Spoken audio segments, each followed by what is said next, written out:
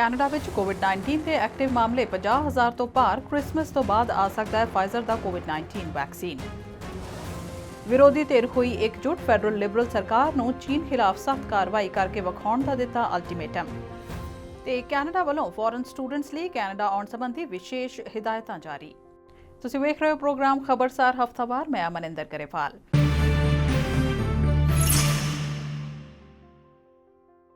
ਇੱਕ ਪਾਸੇ ਦੇਸ਼ ਵਿੱਚ ਕੋਵਿਡ-19 ਦੇ ਐਕਟਿਵ ਮਾਮਲੇ 50,000 ਨੂੰ ਪਾਰ ਕਰ ਗਏ ਨੇ ਤੇ ਦੂਜੇ ਪਾਸੇ ਇਸ ਵਾਰ ਪਿਛਲੇ ਸਾਲ ਦੇ ਮੁਕਾਬਲੇ ਫਲੂ ਸੀਜ਼ਨ ਕਾਫੀ ਸ਼ਾਂਤ ਹੈ।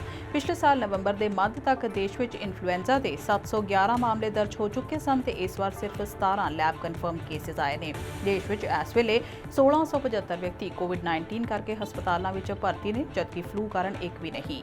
ਮਾਹਿਰਾਂ ਨੂੰ ਇਸ ਵਾਰ ਦਾ ਫਲੂ ਸੀਜ਼ਨ ਪਹਿਲਾਂ ਨਾਲੋਂ ਕਿਤੇ ਵੱਧ ਮਾੜਾ ਤੇ ਮਾਰੂ ਰਹਿਣ ਦਾ ਖਦਸ਼ਾ ਸੀ, ਪਰ ਉਨਾ ਹੀ ਸਿਹਤ ਮਾਹਿਰਾਂ ਦਾ ਹੁਣ ਕਹਿਣਾ ਹੈ ਕਿ ਪਹਿਲਾਂ ਨਾਲੋਂ ਵੱਧ ਗਿਣਤੀ ਲੋਕਾਂ ਵੱਲੋਂ ਲਵਾਏ ਫਲੂ ਸ਼ਾਟਸ, ਕੋਵਿਡ-19 ਤੋਂ ਬਚਾਅ ਲਈ ਪਾਏ ਜਾ ਰਹੇ ਮਾਸਕ ਅਤੇ ਹੱਥ ਧੋਣ ਦੀ ਆਦਤ ਕਰਕੇ ਘੱਟੋ-ਘੱਟ ਫਲੂ ਤੋਂ ਤਾਂ ਬਚਾਅ ਹੋ ਗਿਆ ਲੱਗ ਰਿਹਾ ਹੈ।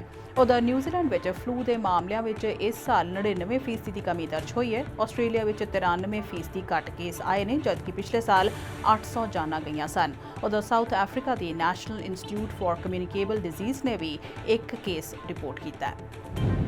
ਪ੍ਰਾਈਮ ਮਿਨਿਸਟਰ ਜਸਟਿਨ ਟਰੂਡੋ ਖਿਲਾਫ ਵੀ ਚੈਰਿਟੀ ਮਾਮਲੇ ਵਿੱਚ ਕ੍ਰਿਮੀਨਲ ਇਨਵੈਸਟੀਗੇਸ਼ਨ ਦੀ ਮੰਗ ਕਰਨ ਵਾਲੇ ਸਾਬਕਾ ਕੰਜ਼ਰਵੇਟਿਵ ਲੀਡਰ ਐਂਡਰੂ ਸ਼ੀਰ ਦਾ ਗੜਬੜ ਘੁਟਾਲਾ ਸਾਹਮਣੇ ਆ ਗਿਆ ਹੈ। ਲਿਬਰਲ ਪਾਰਟੀ ਛੱਡਣ ਤੇ ਮਜਬੂਰ ਹੋਈ ਯਾਸਮੀਨ ਰਤਾਂਸੀ ਨੇ ਕਈ ਸਾਲ ਪਹਿਲਾਂ ਆਪਣੀ ਸਕੀ ਭੈਣ ਨੂੰ ਆਪਣੇ ਸਟਾਫ ਵਿੱਚ ਭਰਤੀ ਕੀਤਾ ਤੇ ਉਹ ਹੁਣ ਤੱਕ ਭਰਤੀ ਸੀ। ਉਸ ਦੇ ਕਨਸਟੀਚੁਐਂਸੀ ਆਫਿਸ ਵਿੱਚ ਕੰਮ ਕਰਦੀ ਰਹੀ ਉਸ ਦੀ ਭੈਣ ਦਾ ਨਾਂ ਵੀ ਇਸ ਐਮਪੀ ਨੇ ਬਦਲਿਆ ਹੋਇਆ ਸੀ ਤੇ ਸਟਾਫ ਨੂੰ ਆਪਣਾ ਮੂੰਹ ਬੰਦ ਰੱਖਣ ਨੂੰ ਕਿਹਾ ਹੋਇਆ ਸੀ। ਤੇ ਹੁਣ ਐਮਪੀ ਐਂਡਰੂ ਸ਼ੀਰ ਦੇ ਪੀੜੀ ਹੇਠ ਸੋਟਾ ਫਿਰਨ ਦਾ ਸਮਾਂ ਆ ਗਿਆ, ਜਿਨ੍ਹਾਂ ਨੇ ਨਾ ਸਿਰਫ ਆਪਣੀ ਪਤਨੀ ਦੀ ਭੈਣ ਸਗੋਂ ਆਪਣੀ ਸਕੀ ਭੈਣ ਨੂੰ ਵੀ ਆਪਣੇ ਹੀ ਦਫ਼ਤਰ ਵਿੱਚ ਨੌਕਰੀ ਦਿੱਤੀ ਹੋਈ ਸੀ, ਜੋ ਕਿ ਕੌਨਫਲਿਕਟ ਆਫ ਇੰਟਰਸਟ ਦਾ ਮਾਮਲਾ ਬਣਦਾ ਹੈ। ਸ਼ੇਰ ਖਿਲਾਫ ਕਾਰਵਾਈ ਹੋਵੇਗੀ ਜਾਂ ਨਹੀਂ ਇਹ ਪਤਾ ਨਹੀਂ, ਪਰ ਉਹਨਾਂ ਨੇ ਨਾਲ ਐਥਿਕਸ ਕਮਿਸ਼ਨਰ ਮੈਰੀਓ ਡੂਓ ਨੂੰ ਜ਼ਰੂਰ ਘੜੀਸ ਲਿਆ। ਉਹਨਾਂ ਕਿਹਾ ਹੈ ਕਿ ਉਹਨਾਂ ਐਥਿਕਸ ਕਮਿਸ਼ਨਰ ਨੂੰ ਪੁੱਛਿਆ ਸੀ ਕਿ ਉਹ ਕਿਤੇ ਆਪਣੇ ਰਿਸ਼ਤੇਦਾਰਾਂ ਨੂੰ ਕੰਮ ਤੇ ਰੱਖ ਕੇ ਕੋਈ ਗਲਤੀ ਤਾਂ ਨਹੀਂ ਕਰ ਰਹੇ, ਤਾਂ ਉਹਨਾਂ ਨੂੰ ਜਵਾਬ ਦਿੱਤਾ ਗਿਆ ਕਿ ਕਿਸੇ ਨਿਯਮ ਦਾ ਉਲੰਘਣ ਨਹੀਂ ਹੋ ਰਿਹਾ। ਕੈਨੇਡਾ ਸਰਕਾਰ ਨੇ ਅੰਤਰਰਾਸ਼ਟਰੀ ਵਿਦਿਆਰਥੀਆਂ ਇੰਟਰਨੈਸ਼ਨਲ ਸਟੂਡੈਂਟਸ ਨੂੰ ਕੈਨੇਡਾ ਵਿੱਚ ਆਪਣੀ ਪੜ੍ਹਾਈ ਜਾਰੀ ਰੱਖਣ ਵਾਸਤੇ ਇੱਥੇ ਆਉਣ ਲਈ ਹਿਦਾਇਤਾਂ ਜਾਰੀ ਕਰ ਦਿੱਤੀਆਂ ਨੇ। ਇਸ ਬਾਰੇ ਲੈਣੇ ਹੋਰ ਜਾਣਕਾਰੀ ਰੈਡ ਐਫਐਮ ਕੈਲਗਰੀ ਦੇ ਨਿਊਜ਼ ਡਾਇਰੈਕਟਰ ਰਿਸ਼ੀ ਨਾਗਰ ਤੋਂ। ਜੀ ਰਿਸ਼ੀ ਜੀ, ਕੀ ਜਾਣਕਾਰੀ ਹੈ? ਜੀ ਮਨਿੰਦਰ ਜੀ, ਇਸ ਦਸਤਾਵੇਜ਼ ਨੂੰ ਕੋਵਿਡ-19 guide for international students arriving from abroad ਦਾ ਨਾਮ ਦਿੱਤਾ ਗਿਆ ਹੈ। ਇਸ ਵਿੱਚ ਹੈਲਥ ਕੈਨੇਡਾ ਵੱਲੋਂ ਦਿੱਤੀ ਗਈ ਸਲਾਹ ਨੂੰ ਜੋੜ ਦਿੱਤਾ ਗਿਆ ਹੈ। ਇਹਦੇ ਵਿੱਚ ਇਹ ਵੀ ਦੱਸਿਆ ਗਿਆ ਹੈ ਕਿ ਵਿਦਿਆਰਥੀ ਉਸ ਅਦਾਰੇ ਵਿੱਚ ਆਪਣੀ ਪੜ੍ਹਾਈ ਕਰਨ ਲਈ ਜਾ ਸਕਦੇ ਨੇ ਜਿਨ੍ਹਾਂ ਨੇ ਕਰੋਨਾ ਵਾਇਰਸ ਰੈਡੀਨੈਸ ਪਲਾਨ ਬਣਾਇਆ ਹੋਇਆ ਹੈ। ਵਿਦਿਆਰਥੀ ਕੋਲ ਸਟੱਡੀ ਪਰਮਿਟ ਜਾਂ ਸਟੱਡੀ ਪਰਮਿਟ ਅਪਰੂਵਲ ਹੋਣੀ ਜ਼ਰੂਰੀ ਹੈ। ਵਿਦਿਆਰਥੀ ਕੋਲ ਮਾਨਤਾ ਪ੍ਰਾਪਤ ਸੰਸਥਾਨ ਜਾਂ ਡੈਜ਼ਿਗਨੇਟਿਡ ਲਰਨਿੰਗ ਇੰਸਟੀਚਿਊਟ DLI ਵਿੱਚ ਦਾਖਲਾ ਹੋਇਆ ਹੋਣਾ ਚਾਹੀਦਾ ਹੈ। ਵਿਦਿਆਰਥੀ ਨੂੰ ਕੈਨੇਡਾ ਪਹੁੰਚਣ ਉੱਤੇ ਕੈਨੇਡਾ ਬਾਰਡਰ ਸਰਵਿਸ ਏਜੰਸੀ ਦੇ ਅਧਿਕਾਰੀ ਨੂੰ 에ਅਰਪੋਰਟ ਤੇ ਇਹ ਦੱਸਣਾ ਪਏਗਾ ਕਿ ਉਸ ਦੀ ਪੜ੍ਹਾਈ ਇਨ ਕਲਾਸ ਹੋ ਰਹੀ ਹੈ ਤੇ ਉਹ ਨਾਨ ਡਿਸਕ੍ਰੈਸ਼ਨਰੀ ਉਦੇਸ਼ ਵਾਸਤੇ ਕੈਨੇਡਾ ਪਹੁੰਚ ਰਿਹਾ ਹੈ। ਵਿਦਿਆਰਥੀ ਦੇ ਕੋਲ 14 ਦਿਨਾਂ ਦਾ ਕੁਆਰੰਟੀਨ ਪਲਾਨ ਹੋਣਾ ਚਾਹੀਦਾ ਹੈ, ਜਿਸ ਵਿੱਚ ਦੱਸਿਆ ਗਿਆ ਹੋਵੇ ਕਿ ਉੱਥੇ 14 ਦਿਨਾਂ ਵਾਸਤੇ ਉਹ ਕਿੱਥੇ ਰਹੇਗਾ। ਕੁਆਰੰਟੀਨ ਦਾ ਉਲੰਘਣ ਕਰਨ ਵਾਲਿਆਂ ਨੂੰ $7.5 ਲੱਖ ਦਾ ਜੁਰਮਾਨਾ ਕੀਤਾ ਜਾ ਸਕਦਾ ਹੈ ਤੇ 6 ਮਹੀਨੇ ਦੀ ਕੈਦ ਵੀ ਹੋ ਸਕਦੀ ਹੈ। ਮਨਿੰਦਰ ਜੀ, ਇਹ ਸਾਰੀਆਂ ਗਾਈਡਲਾਈਨਸ ਕੈਨੇਡਾ ਸਰਕਾਰ ਨੇ ਆਪਣੀ ਵੈਬਸਾਈਟ ਤੇ ਵੀ ਪਾ ਦਿੱਤੀਆਂ ਨੇ, ਜਿਸ ਦਾ ਲਿੰਕ ਤੁਸੀਂ ਸਾਹਮਣੇ ਸਕਰੀਨ ਤੇ ਦੇਖ ਸਕਦੇ ਹੋ। ਜੀ ਰਿਸ਼ੀ ਜੀ, ਸ਼ੁਕਰੀਆ ਇਸ ਸਾਰੀ ਜਾਣਕਾਰੀ ਦੇ ਲਈ। ਬਲਾਕ ਕਿਬੈਕਵਾ ਲੀਡਰ ਯੀਵ ਫਰਾਂਸਵਾ ਬਲਾਂਸ਼ੇ ਵੱਲੋਂ ਇੱਕ ਬਿੱਲ ਪੇਸ਼ ਕੀਤਾ ਗਿਆ, ਜਿਸ ਦੇ ਪਾਸ ਹੋਣ ਦੀ ਸੂਰਤ ਵਿੱਚ ਕਿਬੈਕ ਵਿੱਚ ਰਹਿੰਦੇ ਲੋਕ ਜੇਕਰ ਸਿਟੀਜ਼ਨਸ਼ਿਪ ਲੈਣਾ ਚਾਹਣ ਤਾਂ ਉਹਨਾਂ ਨੂੰ ਫ੍ਰੈਂਚ ਭਾਸ਼ਾ ਦੀ ਬੇਸਿਕ ਨੌਲੇਜ ਦਾ ਸਬੂਤ ਦੇਣਾ ਪਏਗਾ। ਬਲਾਂਸ਼ੇ ਦਾ ਕਹਿਣਾ ਹੈ ਕਿ ਕਿਬੈਕ ਵਿੱਚ ਰਹਿੰਦੀ ਵੱਡੀ ਗਿਣਤੀ ਲੋਕਾਂ ਦੀ ਮਾਂ ਬੋਲੀ ਫ੍ਰੈਂਚ ਹੈ ਤੇ ਉਹ ਖਤਰੇ ਵਿੱਚ ਹੈ। ਉਹਨਾਂ ਕਿਹਾ ਕਿ ਜੇ ਸੂਬੇ ਵਿੱਚ ਰਹਿਣਾ ਹੈ ਉੱਥੋਂ ਦੀ ਭਾਸ਼ਾ ਦੀ ਮੁੱਢਲੀ ਜਾਣਕਾਰੀ ਤਾਂ ਹੋਣੀ ਹੀ ਚਾਹੀਦੀ ਹੈ। ਉਂਝ ਵੀ ਕਿਸੇ ਨੂੰ ਵੀ ਇਹ ਬਿੱਲ ਫਰਾਟੇਦਾਰ ਫ੍ਰੈਂਚ ਬੋਲਣ ਤੇ ਮਜਬੂਰ ਨਹੀਂ ਕਰੇਗਾ। ਸੰਸਦ ਵਿੱਚ ਇਕੱਠੀ ਹੋਈ ਵਿਰੋਧੀ ਧਿਰ ਨੇ ਫੈਡਰਲ ਲਿਬਰਲ ਸਰਕਾਰ ਨੂੰ ਇੱਕ ਵਾਰ ਫਿਰ ਕਸੂਤੀ ਫਸਾ ਲਿਆ ਹੈ। ਸਾਰੀਆਂ ਵਿਰੋਧੀ ਧਿਰਾਂ ਨੇ ਫੈਡਰਲ ਕੰਜ਼ਰਵੇਟਿਵ ਪਾਰਟੀ ਦੇ ਉਸ ਮੋਸ਼ਨ ਨੂੰ ਪਾਸ ਕਰ ਦਿੱਤਾ, ਜਿਸ ਵਿੱਚ ਸਰਕਾਰ ਤੋਂ ਮੰਗ ਕੀਤੀ ਗਈ ਹੈ ਕਿ ਚੀਨ ਵੱਲੋਂ ਦਿੱਤੀਆਂ ਜਾ ਰਹੀਆਂ ਨੈਸ਼ਨਲ ਸਿਕਿਉਰਿਟੀ ਧਮਕੀਆਂ ਲਈ ਸਖਤ ਰੁਖ ਅਖਤਿਆਰ ਕੀਤਾ ਜਾਏ। From the highest levels of government to the individual choices of consumers, we must speak openly about the stakes at hand. Chinese web of influence not only undermines our government's response, it shakes our citizens' trust.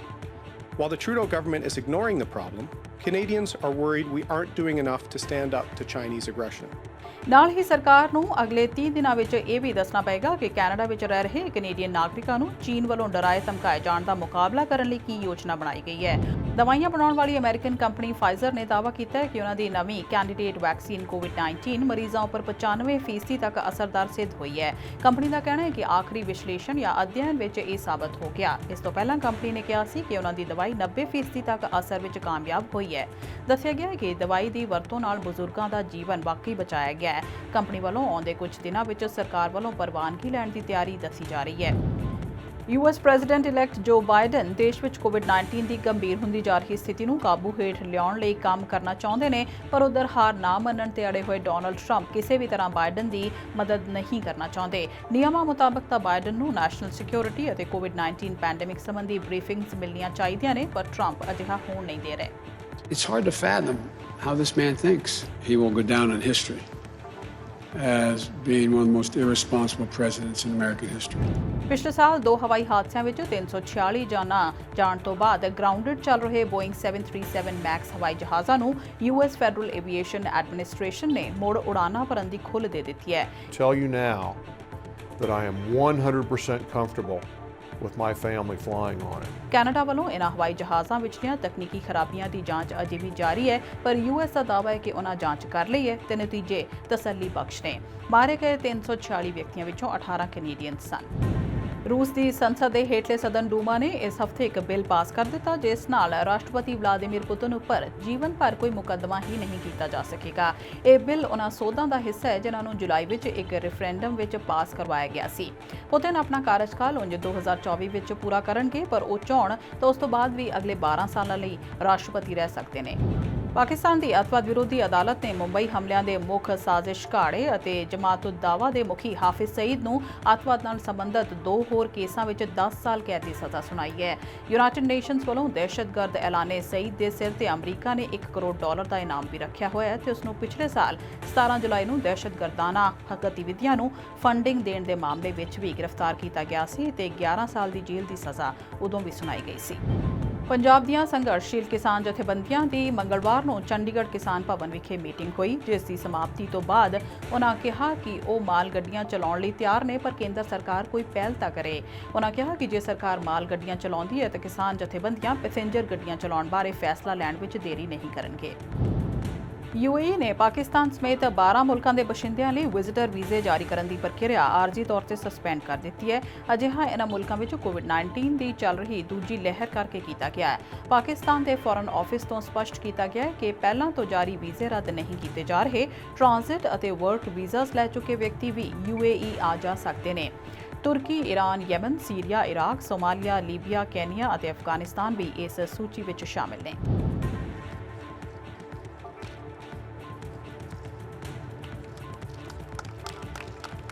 ਤੇ Iraq ਅਤੇ Saudi Arabia ਨੇ 30 ਸਾਲ ਬਾਅਦ ਪਹਿਲੀ ਵਾਰ ਆਪਣੇ land borders ਖੋਲ੍ਹ ਦਿੱਤੇ ਨੇ। ਬਗਦਾਦ ਅਤੇ ਰਿਆਦ ਤੋਂ ਪਹੁੰਚੇ ਅਧਿਕਾਰੀਆਂ ਨੇ ਅਰਾਰ ਬਾਰਡਰ ਲਾਂਘੇ ਨੂੰ ਖੋਲ੍ਹਣ ਦੀ ਰਿਬਨ ਕਟਾਈ ਕੀਤੀ ਤੇ ਦੋਹੀ ਪਾਸੇ ਅਧਿਕਾਰੀਆਂ ਅਤੇ ਮੰਤਰੀਆਂ ਦੇ ਪਿੱਛੇ ਕਾਰਗੋ ਟਰੱਕਾਂ ਦੇ ਲੰਬੇ ਕਾਫਿਲੇ ਸਨ। ਇਰਾਕੀ ਤਾਨਾਸ਼ਾਹ ਸੱਦਾਮ ਹੁਸੈਨ ਦੇ ਕੁਵੈਤ ਤੇ ਹਮਲੇ ਮਗਰੋਂ 1990 ਵਿੱਚ ਸਾਊਦੀ ਅਰਬ ਨੇ ਇਰਾਕ ਨਾਲ ਡਿਪਲੋਮੈਟਿਕ ਸੰਬੰਧ ਤੋੜ ਲਏ ਸਨ। ਮੌਜੂਦਾ ਇਰਾਕੀ ਪ੍ਰਾਈਮ ਮਿਨਿਸਟਰ ਮੁਸਤਫਾ ਅਲ-ਕਦੇਮੀ ਦੇ ਸਾਊਦੀ ਕਰਾਊਨ ਪ੍ਰਿੰਸ ਮੁਹੰਮਦ ਬਿਨ ਸਲਮਾਨ ਨਾਲ ਕਾਫੀ ਨੇੜੇ ਦੇ ਸੰਬੰਧ ਨੇ। ਇਸ ਇਸ ਹਫ਼ਤੇ ਦੀਆਂ ਕੁਝ ਵੱਡੀਆਂ ਤੇ ਖਾਸ ਖਬਰਾਂ। ਤੁਸੀਂ ਵੇਖ ਰਹੇ ਸੀ ਪ੍ਰੋਗਰਾਮ ਖਬਰਸਾਰ ਹਫ਼ਤਾਵਾਰ। ਮਨਿੰਦਰ ਨੂੰ ਦਿਓ ਇਜਾਜ਼ਤ।